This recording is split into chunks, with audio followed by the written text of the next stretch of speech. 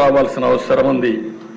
అయితే నేను ఒకటే చెప్తున్నా, ఇది అసాధ్యమేం కాదు. అట్లని చెప్పి రాత్రి ఎన్ని అయిపోతాయని చెప్పలేం. కానీ సవాళ్ళు వస్తూ ఉంటాయి, సమస్యలు వస్తాయి, అధిగమిస్తాం, ముందుకెళ్తాం. ఈరోజు ఇంకొక విషయం కూడా ఈ సభలో చెప్తున్నా, రైతులు ధాన్యం ఇస్తున్నారు. రైతులకు గిట్టుబాటు ధర వస్తూ ఉందా లేదా అనునిత్యం మనం సమీక్ష చేసుకోవాల్సిన బాధ్యత మన మీద ఉంది. ఇంకో పక్కన పత్తి ఉంది. నిన్న మొన్న కొన్ని ఆర్టికల్స్ వచ్చాయి, మళ్ళా దానిపైన సమీక్ష చేస్తాం. కొంతమంది వ్యాపారస్తులు పత్తి కూడా ఏదో తరిచిందనో లేకుంటే మెత్తగా ఉందనో తక్కువ డబ్బులు ఇచ్చే పరిస్థితి వస్తున్నారంటున్నారు. రైతులకు గిట్టుబాటు ధర ఇచ్చే విధానానికి ఈ ప్రభుత్వం కట్టుబడి ఉన్నాం, అది చేస్తామని చెప్పి మరొకసారి హామీ ఇస్తున్నాం. అదే సమయంలో దిశ వినియోగదారుడికి ధరలు పెరగకుండా, నిత్యావసర వస్తువుల ధరలు పెరగకుండా అనునిత్యం మానిటర్ చేస్తాం. దానికి కూడా కమిటీ వేసాం, ఆ కమిటీ కూడా పనిచేస్తుంది. ఈ రెండు కూడా ఎప్పుడో ఆ దిశ మీరు చూస్తే మీరు కూడా అందులో భాగస్వాములు. ఆ రోజుల్లో రైతు బజారు పెట్టి రైతులు పండించిన ఏవైతే వ్యవసాయ ఉత్పత్తులన్నీ నేరుగా రైతు బజారు ద్వారా అమ్ముకునే ఏర్పాటు చేసింది తెలుగుదేశం ప్రభుత్వం. ఆ రోజే సమైక్య ఆంధ్రప్రదేశ్లో అలాంటి పాలసీస్ ఉన్నాయి. దానికి కూడా ఇది చేస్తామని చెప్పి తెలియజేసుకుంటూ, అదే మరిగా ఈరోజు మనం అనునిత్యం ఎప్పటికప్పుడు ప్రజల సమస్యల్ని ఆలోచించుకుంటూ ముందుకు పోవాల్సిన అవసరం ఉంది.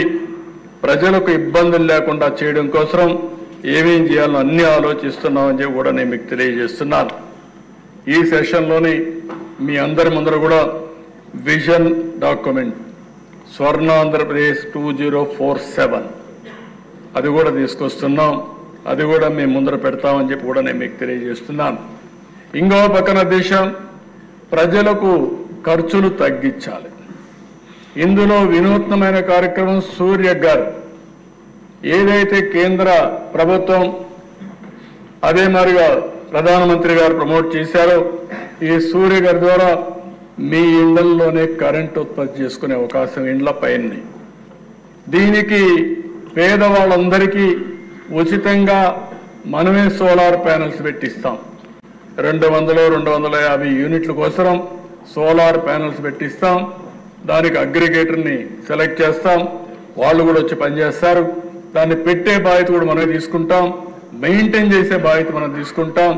వాళ్ళు ఎప్పుడు కావాలంటే అప్పుడు వాడుకోవచ్చు, వాళ్ళకి సర్ప్లస్ ఉంటే గ్రిడ్కి ఇవ్వచ్చు, మళ్ళీ అవసరమైతే గ్రిడ్ ద్వారా వాళ్ళు తీసుకుని నెలవారీగా 200 యూనిట్లు కానీ 250 యూనిట్లు కానీ కరెంటు ఉచితంగా ఇచ్చే ఏర్పాట్లు మనం చేయడానికి సిద్ధంగా ఉన్నాం. ఇది ఎమ్మెల్యేలు ఎంత శ్రద్ధ తీసుకుంటే అంత మీకు ఉపయోగపడుతుంది. రెండోది కుసం ఉంది, ఇది కూడా మీరు ఒకసారి ఆలోచిస్తే రైతులు వాళ్ళ పంప్ సెట్ దగ్గరనే సోలార్ ప్యానెల్స్ పెట్టుకోవడం, వాళ్ళకు అవసరమైన కరెంటు వాడుకోవడం, అదనంగా కరెంటు వాడితే ఉత్పత్తి అయితే గ్రిడ్కి ఇవ్వచ్చు, లేదు పంప్ సెట్ దగ్గర కరెంటు తయారు చేసుకొని నేరుగా ఇంటికి వాడుకోవచ్చు, లేకుంటే ట్రాక్టర్లు ఛార్జ్ చేసుకోవచ్చు, లేకపోతే వాళ్ళ స్కూటర్లు కానీ కార్లు కానీ ఆటోలు కానీ ఛార్జ్ చేసుకునే పరిస్థితి వస్తుంది.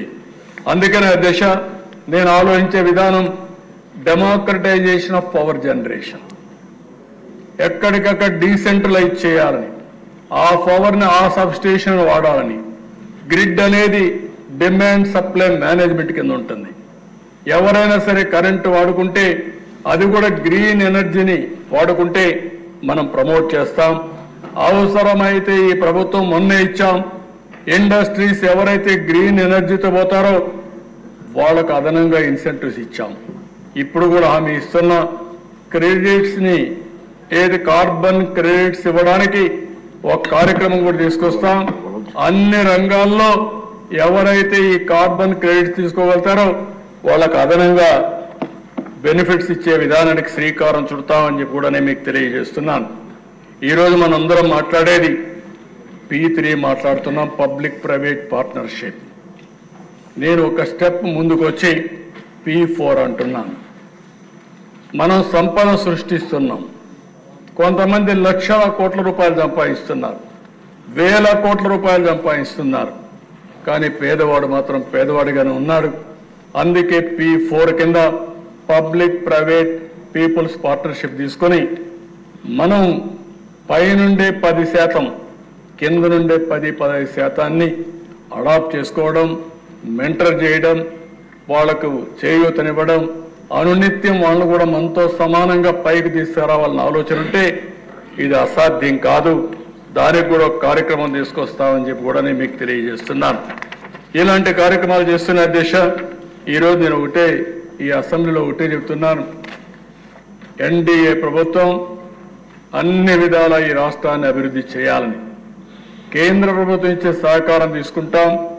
మన తెలివితేటలు జోడిస్తాం, టెక్నాలజీ ఉపయోగించుకుంటాం, సంక్షేమం ఎక్కువ అమలు చేస్తాం, అదే సమయంలో అభివృద్ధికి కూడా నాంది పలుకుతాం, మళ్లీ ఆదాయాన్ని పెంచుతాం, పెంచిన ఆదాయాన్ని పేదవాళ్ళ సంక్షేమం కోసం ఖర్చు పెడుతూనే నిరంతరం ఈ ప్రక్రియకు శ్రీకారం చుడతామని చెప్పి కూడా నేను మీకు తెలియజేసుకుంటూ, మనందరి ఆలోచన ఒకటే, ఆంధ్రప్రదేశ్ రాష్ట్రం భవిష్యత్తులో నెంబర్ 1 రాష్ట్రంగా భారతదేశంలో ఉండాలనేది మనందరి ఆకాంక్ష.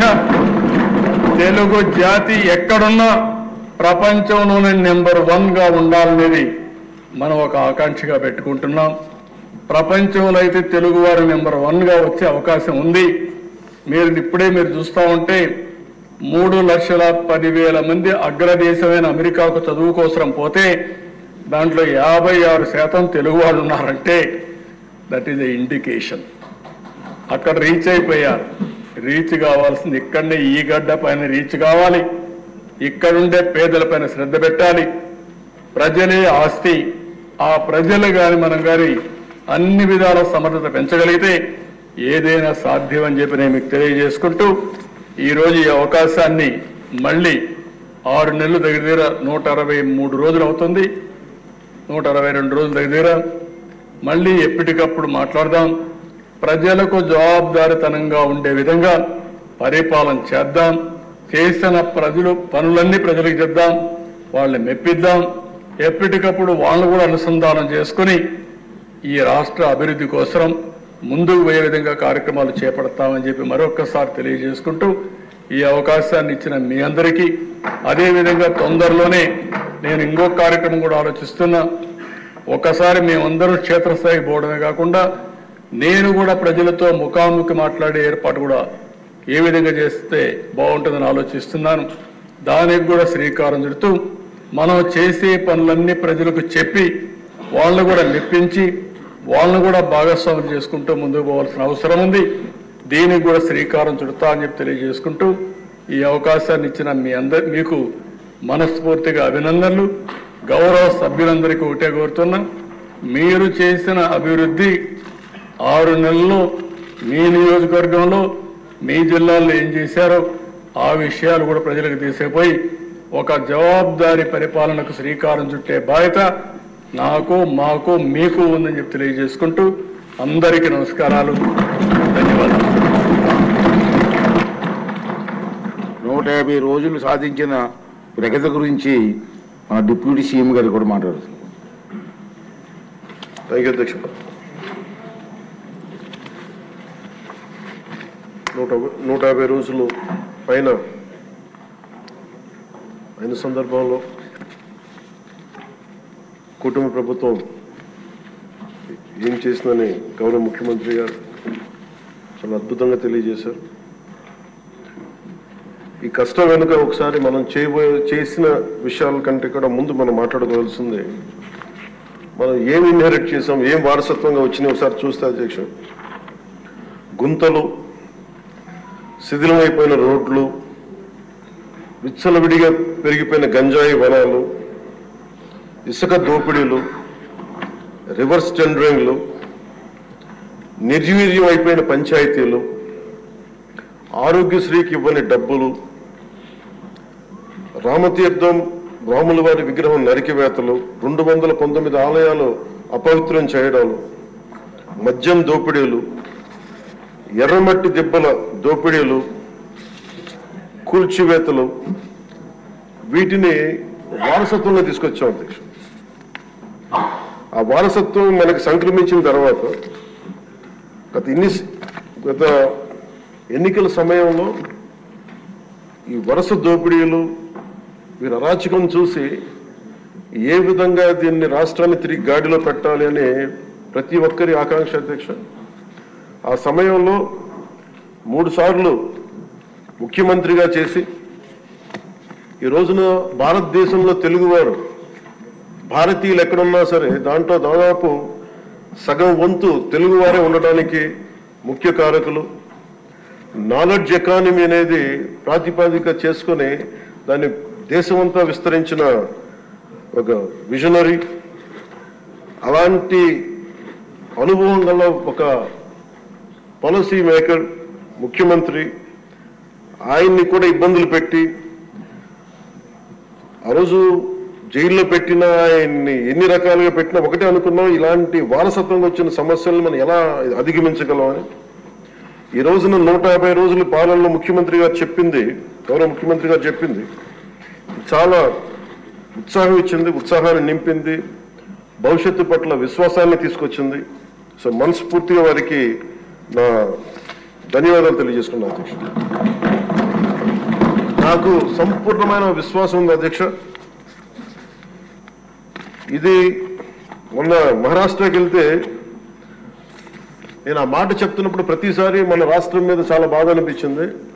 మహారాష్ట్ర $1 ట్రిలియన్ ఎకానమీ అవ్వాలని మనస్ఫూర్తిగా కోరుకుంటున్నానని. నా మనసులో ఇబ్బంది పడింది ఏంటంటే మన రాష్ట్రానికి ఎందుకు అది బలంగా చెప్పలేకపోయాం అనేది. కాకపోతే మనకు వారసత్వం వచ్చిన సమస్యలు కాబట్టి ఆ రోజున చెప్పలేకపోయాను. ఈ రోజు నాకు 150 రోజుల గౌరవ ముఖ్యమంత్రి గారి అనుభవంతో కూడిన ఈ పాలనలో నాకు సంపూర్ణమైన విశ్వాసం ఉంది అధ్యక్ష.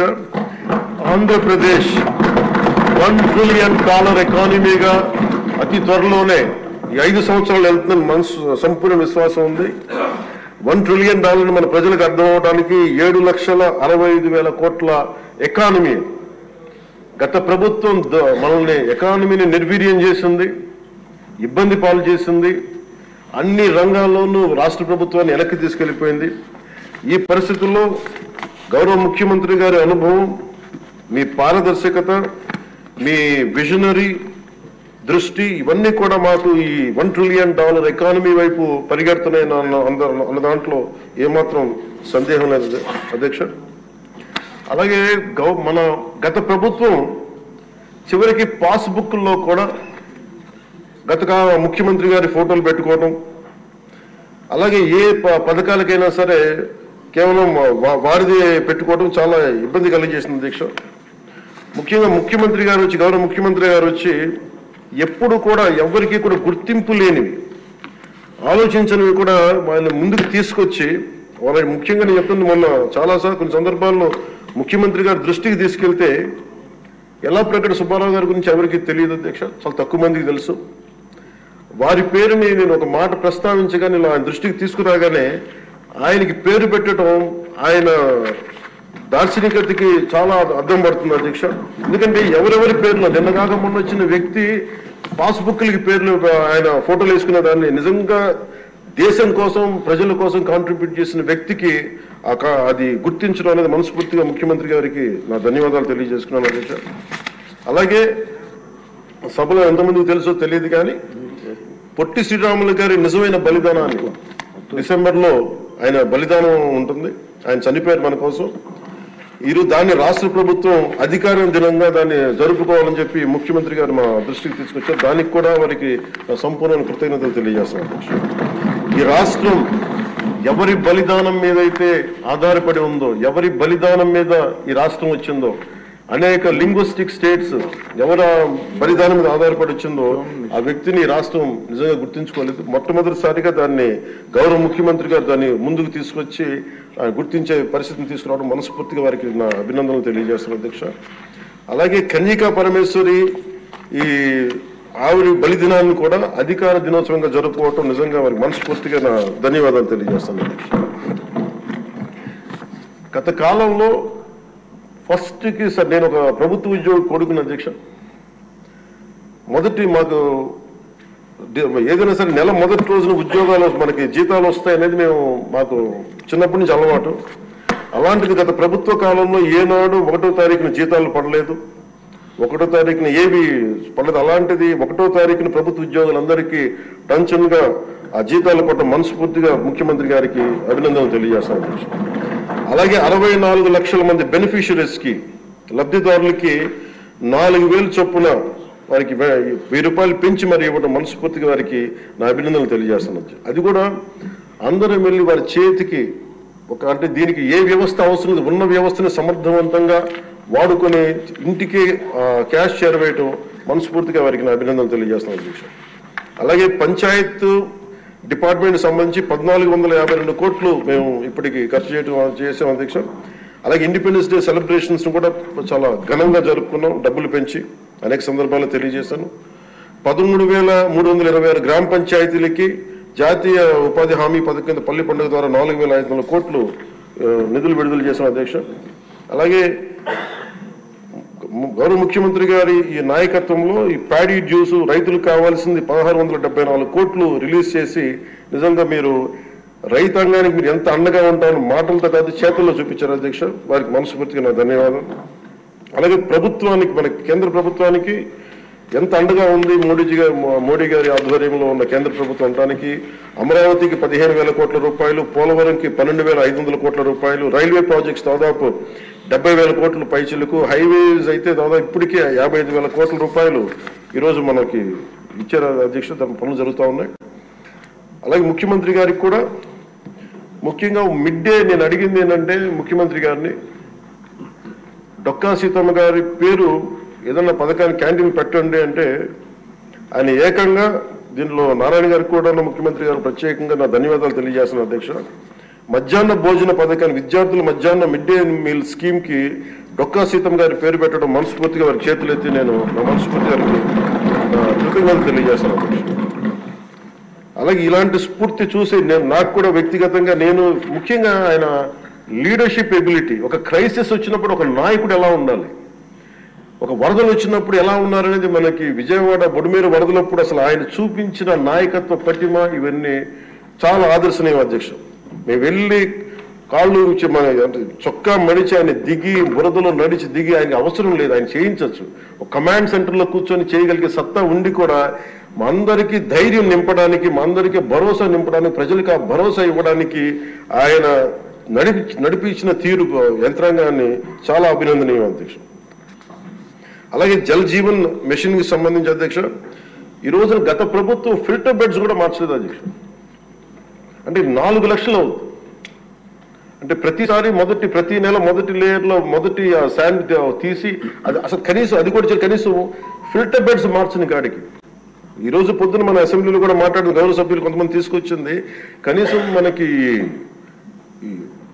కిడ్నీ వ్యాధులు ఎక్కువైపోతుంది, కనీసం ఫిల్టర్ బెడ్స్ కూడా మార్చలేదు. కనీసం ఫిల్టర్ బెడ్స్ మార్చిన కొంత ఇంపాక్ట్ తగ్గుద్దని అంటుంటే నిజంగా అనిపించింది అధ్యక్ష. జల్ జీవన్ మిషన్ మేము ఇప్పుడు దాకా గౌరవ ముఖ్యమంత్రి గారి నాయకత్వంలో ఆయన విజన్ తోటి జల్ జీవన్ మిషన్ ఈ రోజున అందరికీ మాటిస్తున్నాం అధ్యక్ష, రాష్ట్రానికి మాటిస్తున్నాం. జల్ జీవన్ మిషన్ మన కేంద్రం మనకి గౌరవ ప్రధానమంత్రి గారి ఆశీస్సులతో, గౌరవ ముఖ్యమంత్రి చంద్రబాబు గారి నాయకత్వంలో మునిపెన్నడూ లేని విధంగా భారతదేశంలోని ఎప్పుడు కూడా జల్ జీవన్ మిషన్ ఏ స్థాయి ఇది ఒక మౌనంగా చేస్తాం అధ్యక్ష. ఆ మాట మేము అందరం కమిటెడ్గా ఉన్నాం అధ్యక్ష. అలాగే లా అండ్ ఆర్డర్కి సంబంధించి లా అండ్ ఆర్డర్లో 3 ఐపీఎస్ ఆఫీసర్స్ ని ఏకకాలంలో సస్పెండ్ చేసిన ఘనత, వాళ్ళు చేసిన తప్పులకి ఆ ధైర్యం కావాలంటే ఆయన అనుభవం చాలా స్పష్టంగా తెలియజేస్తుంది అధ్యక్ష. అలాగే లా అండ్ ఆర్డర్ సంబంధించి ఇంకొకటి గంజాయి వనాలు పెరిగిపోయిన చోట తిరిగి శుద్ధి చేసిన డ్రోన్స్ ను వాడి గంజాయిని అరికట్టడం. ఈ మధ్యలో కూడా మనం ఏ స్థాయికి వచ్చిందని పక్కన ఉన్న వైజాగ్ లో హాస్పిటల్ పక్కన చిన్న చిన్న పిచ్చి మొక్కలు కూడా పెంచేస్తాం, అంత ఇదిగా పెరిగిపోయింది. దాన్ని ఉక్కుపాదంతో దాన్ని ముందుకి దాన్ని అణిచేస్తామని చెప్పింది చాలా స్ఫూర్తిదాయకం అధ్యక్ష. ప్రత్యేకించి సోషల్ మీడియాకి సంబంధించి అసలు ఇంట్లో ఆడబిడ్డలు బయటికి రావాలన్నా కానీ ఊళ్ళల్లో ఈ రోజున ఇక్కడున్న చాలా మంది గౌరవ సభ్యులు కానీ ముఖ్యమంత్రి కానీ వీళ్ళందరూ ఎంతో కొంత ఒక ఇన్సులేటెడ్ అధ్యక్ష. కొంతమంది అధికారులు తెలియచ్చు, లేదంటే మనుషులు ఉండొచ్చు, వీళ్ళు ఉండొచ్చు, కానీ నిజంగా సఫర్ అవుతుంది ఊళ్ళల్లో ఆడపిల్లల అధ్యక్ష. ఈ అలవాటు అయిపోయి గత ప్రభుత్వం చేసిన అలవాటు అయిపోయి ప్రతి ఒక్కళ్ళు ఒక ముఖ్యమంత్రి స్థాయి వ్యక్తిని బూతులు తిట్టడం, అన్ని తిట్టిన తర్వాత కూడా వాళ్ళకి అలవాటు అయిపోయి ఎవరు తిట్టాలో తెలియక స్థానికంగా ఉన్న ఆడపిల్లల మీద కూడా వీళ్ళు అవాకులు చవాకులు పేలి పచ్చి బూతులు తిడతా ఉంటే ఎవరికి చెప్పుకోలేక వాళ్ళు ఇబ్బంది పడతా ఉంటే బయటికి రాలేకపోతున్నారు. క్రైమ్ మైండ్ సెట్ పెరిగిపోయింది, క్రిమినాలిటీ పెరిగిపోయింది. ఇలాంటి సమయంలో ఆయన ఉక్కుపాదంతో సోషల్ మీడియా యాక్టివిస్టులు అనే పేరు చెప్పుకొని గుండాలకి రౌడీలకి ఆయన తీసుకున్న చర్యలు, హోంమంత్రి అనిత గారు తీసుకున్న చర్యలు చాలా బలమైన అభినందనలు చేశారు. ఇదే కొనసాగాలని కోరుకున్నాను అధ్యక్ష. This should be a continuity of our entire governance. మన అడ్మినిస్ట్రేటివ్ లో ఒక భాగం అవ్వాలి అధ్యక్ష. మనస్ఫూర్తిగా వారికి నా ధన్యవాదాలు తెలియజేసుకుంటూ గౌరవ ముఖ్యమంత్రి గారికి నేను మాటిస్తున్నాను, గౌరవ సభ్యులందరూ కూడా ఇసుక దోపిడీలు కానీ లేదంటే మేము చేయాల్సిన పనులు ఎప్పటికప్పుడు మీరు మాకు ఆదేశాలు ఇవ్వండి సార్. మా ఆదేశాలు ఇవ్వాలని కోరుకున్నాను అధ్యక్ష. మేము బెల్ట్ షాపులు కానీ మా అందరి బాధ్యత లా అండ్ ఆర్డర్ గురించి మాట్లాడటం, మా మంత్రివర్గంలో ఏ శాఖలు అయితే తీసుకున్నామో ఆ శాఖల్ని సమర్థవంతంగా వారి విజన్కి తగ్గట్టుగా పనిచేయడం అధ్యక్ష. ఇవన్నీ కూడా మేము ఆయన ఏ కళనైతే కన్నారో ఆ కళను నెరవేర్చడానికి పూర్తి చేయడానికి మేమందరం సంసిద్ధంగా ఉన్నామని తెలియజేసుకుంటూ, మీరు 5 సంవత్సరాలు కాదు గౌరవ ముఖ్యమంత్రి గారు తెలియజేసిన అధ్యక్ష, మీరు ఇంకొక దశాబ్దం కూడా ఈ రాష్ట్రానికి ముఖ్యమంత్రిగా కొనసాగుతూ ఉంటామని తెలియజేస్తున్నాం.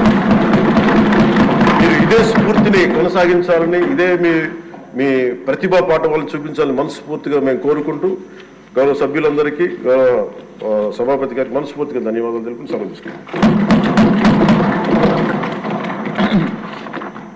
ఎజెండాలో పేర్కొన్న పత్రాలన్నీ సభా సమక్షంలో ఉంచినట్టుగా భావించాలండి.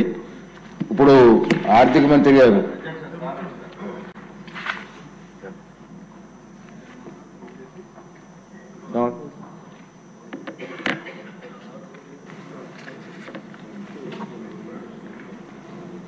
ఏంటి కృష్ణకుమార్ రాజు గారు మీరేం మాట్లాడాలన్నా?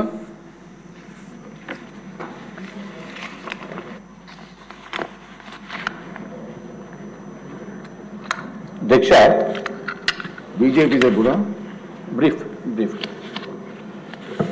అధ్యక్ష, గౌరవ ముఖ్యమంత్రి గారు అట్లాగే డిప్యూటీ సీఎం గారు మన రాష్ట్రాన్ని ఏ విధంగా 150 రోజులు 160 రోజుల్లో ఎంత ప్రగతి పదంగా తీసుకుని వెళ్ళింది సవివరంగా వివరించారు అధ్యక్ష. నిజంగా కూడా ఆంధ్ర రాష్ట్ర ప్రజలు ఏనాడో చేసుకున్న పుణ్యఫలంగా మనకి ఆంధ్ర రాష్ట్రానికి ముఖ్యమంత్రి గారు అట్లాగే చంద్రబాబు నాయుడు గారు, పవన్ కళ్యాణ్ గారు, భారతీయ జనతా పార్టీ నాయకులు సపోర్ట్ తోటి ఈ విధమైన అభివృద్ధి పదంలోకి వెళ్ళటానికి కారణమైంది అధ్యక్ష. తప్పనిసరిగా ఏదైతే పవన్ కళ్యాణ్ గారు చెప్పారో మనకి ఈ పదవీ కాలంలోనే అంటే ఈ టర్మ్లోనే ఎట్టి పరిస్థితుల్లోని $1 ట్రిలియన్ ఎకానమీగా మనకి ఆంధ్ర రాష్ట్రము ప్రగతి పదంలోకి వెళ్తుందని చెప్పడానికి ఏమాత్రం సందేహం లేదు. అట్లాగే మేము కూడా మనస్ఫూర్తిగా చంద్రబాబు నాయుడు గారు ఉన్నంత వరకు కూడా ముఖ్యమంత్రిగా ఈ రాష్ట్రాన్ని పరిపాలించాలని చెప్పి మేము కోరుకుంటున్నాం. ఎందుకంటే ఇది చిన్న విషయం కాదు. మనకి ఒక్క ఛాన్స్ అని చెప్పి జగన్మోహన్ రెడ్డి గారు ఎంత డిస్ట్రక్షన్ చేసి మానసికంగా ప్రతి ఒక్కరిని ఇబ్బంది పెట్టి, ఆర్థికంగా ఇబ్బంది పెట్టి, పెద్దలను చూడకుండా కూడా వాళ్ళు తరపున ఉన్న వెనకాల బ్యాక్గ్రౌండ్ లో రౌడీజం చేసి రకరకాల ఇబ్బందులు పెట్టిన మాత్రం వదలకూడదు అధ్యక్ష. తమరి ద్వారా నేను కోరేది, అంతకుముందు ఎవరైతే ఈ 5 సంవత్సరాల కాలంలో దుర్మార్గంగా ప్రవర్తించారు అంటే ఆఖరికి ముఖ్యమంత్రి గారిని మాజీ ముఖ్యమంత్రి అని చూడకుండా వారి ఇళ్లపైన దాడి చేసిన వ్యక్తుల్ని కూడా మనం ఇంకా పూర్తిగా తగిన న్యాయం చేయలేదు వాళ్ళకని చెప్పి నేను తెలియజేసుకుంటున్నాను అధ్యక్ష. అట్లాగే పవన్ కళ్యాణ్ గారు నేను లాస్ట్ టైం కూడా నేను ప్రస్తావించాను అధ్యక్ష.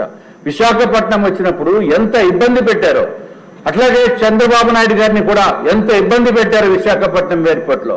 అనిత గారిని అడిగితే అమ్మో నన్ను అది అసలు తలుచుకోని దానికి కూడా నాకు వణుకు వస్తుందని చెప్పిన మన ముఖ్యమంత్రి మన హోంమంత్రి వర్యులు.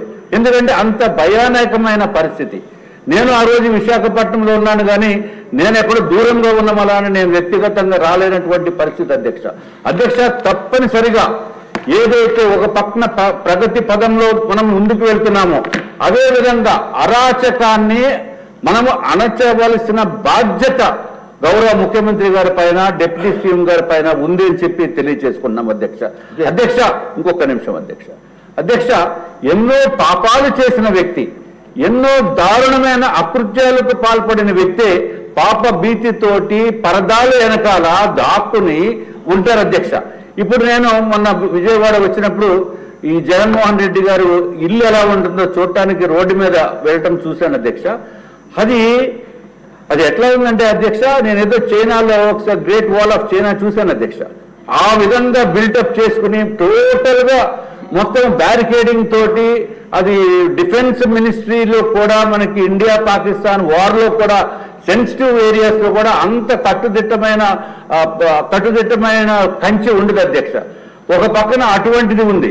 రెండో పక్కన అధ్యక్ష, మన ముఖ్యమంత్రి గారు చంద్రబాబు నాయుడు గారు ముఖ్యమంత్రి అయినప్పటికీ కూడా ఆ వారి ఇంటి దగ్గరికి వెళ్తే 2 పుల్లలు ఉంటాయి అధ్యక్ష, కేవలం 2 ఐరన్ బార్స్, అది సెక్యూరిటీ. అంటే భయం లేకుండా నిజాయితీతోటి ప్రజల గురించి పనిచేసే వాళ్ళు ఏ విధంగా ఉంటారో, అన్యాయంగా దుర్మార్గాన్ని ప్రోత్సహించే వాళ్ళు ఏ విధంగా ఉంటారో అనేది మనం చూశారు అధ్యక్ష. ప్రజలందరూ కూడా దయచేసి గమనించి మీరు కూడా రాష్ట్ర ప్రజలు తప్పనిసరిగా మన ఆర్థిక వ్యవస్థని పెంపొందించడానికి, అరాచాన్ని అరికట్టడానికి దయచేసి ఈ వైఎస్ఆర్సీపీ అనే పార్టీని సర్వంగా కూడా మనం ఎప్పుడు కూడా ఈ ఆంధ్ర రాష్ట్రంలో మళ్ళీ ఒక్కసారి కూడా మొలకెత్తకుండా చూడవలసిన బాధ్యత ఆంధ్ర రాష్ట్ర ప్రజలపై ఉందని చెప్పి తెలియజేసుకుంటూ నాకు ఈ అవకాశాన్ని ఇచ్చిన ముఖ్యమంత్రి గారికి మీకు ధన్యవాదములు అధ్యక్ష. ముఖ్యమంత్రి గారు. అధ్యక్ష, ఇప్పుడే deputy chief minister Pawan Kalyan గారు, విష్ణు కుమార్ రాజు గారు కూడా చెప్పారు అధ్యక్ష. ఇప్పటికే రాష్ట్రం చాలా నష్టపోయాం. ఒకటి, బైఫర్కేషన్ వల్ల మనకు కొన్ని డిసడ్వాంటేజెస్ వచ్చాయి. రాజధాని లేదు, చాలా సమస్యలు వచ్చాయి. 5 సంవత్సరాల్లో మనం కొంతవరకైనా రికవర్ చేయాలని ప్రయత్నం చేశాం. దేశంలోనే 3 రాష్ట్రాల్లో ఒక రాష్ట్రంగా అభివృద్ధి చెందాం. అది కంటిన్యూ అంటే స్టెబిలిటీ వచ్చేది. మళ్ళా 5 సంవత్సరాలు బాగా విధ్వంసానికి గురైంది. అయితే ఈసారి బ్రాండ్ పోవడమే కాకుండా మనకు సమస్యలు కూడా వచ్చాయి. ఆ సమస్యలు మీరు చూస్తే ఆర్థిక ఇబ్బందులు, అధికార యంత్రాంగం నిర్వీర్యమైపోయింది, వ్యవస్థలన్నీ చిన్నాభిన్నమైనాయి. కానీ ఈ ప్రభుత్వం ఒక దృఢ సంకల్పంతో మిత్రులు పవన్ కళ్యాణ్ గారు చెప్పినట్టు ఎక్కడా రాజీ పడం, ఈ కూటమి ద్వారా తప్పకుండా ఆంధ్ర రాష్ట్రానికి దిశ చూపించే కార్యక్రమానికి శ్రీకారం చుడతాం. గట్టి పరిపాలనకే శ్రీకారం చుడతాం. సెంటిమెంట్ కూడా గౌరవిస్తాం. పొట్టి శ్రీరాములు గారి యొక్క ఏదైతే ఆత్మ త్యాగం చేశారో, బలిదానం చేసుకున్నారో, ఆ రోజున డిసెంబర్ వస్తుంది. స్టేట్లో ఒక పెద్ద ఫంక్షన్ చేసి తద్వారా ఆయనకు నివాళులు అర్పించడమే కాకుండా ఆ స్ఫూర్తిని ముందుకు తీసుకుపోదాం. ఒక రాష్ట్రం కోసం త్యాగం చేసిన వ్యక్తిని జీవితంలో మన ప్రజలు గుర్తుపెట్టుకునే విధంగా చేస్తాం. కన్యకా పరమేశ్వరి, దీనికి కూడా మనం ఆలోచించి ప్రాధాన్యత ఇచ్చాం. ఇంకొక పక్కన ఎప్పుడో స్వాతంత్రం రాక మునుపు డొక్కా సీతమ్మ,